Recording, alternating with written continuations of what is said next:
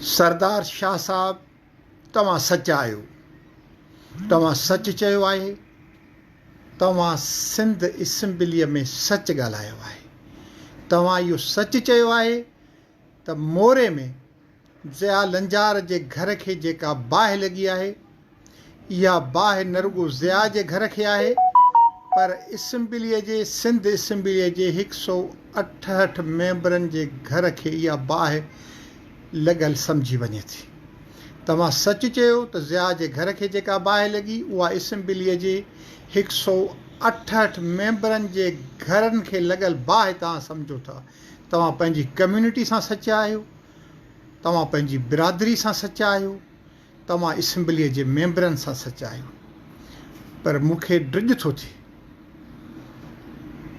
इन ॻाल्हि खां, असां ड्रिजूं था इन ॻाल्हि खां त जॾहिं सिंध समेत दुनिया जे कुंड कुड़छ में रहंदड़ सिंधियुनि इहो चवणु शुरू कयो त ज़ाहिद ऐं इरफान लिगारी मोरे जे लिगारी कुटुंब जा फ़र्द नाहिनि। इहे ॿ लाश ज़ाहिद ऐं इरफान जा लाश मोरे जे लिगारियुनि जे घर मां न निकिता आहिनि, पर इन खे असां पंहिंजे हर घर मंझां निकिरंदड़ ॿ लाश सम्झूं था। इरफान ऐं ज़ाहिद जा लाश हर सिंधीअ जे घर मां निकिरनि था।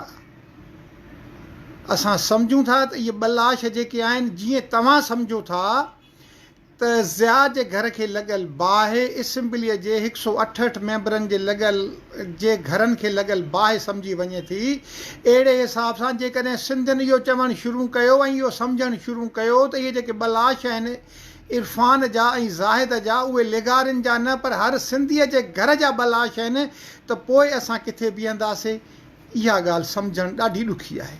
पंहिंजे भाउ, पंहिंजे दोस्त शेर मोहम्मद ख्वावड़ खे इजाज़त ॾींदा। ख़ुदा हाफ़िज़।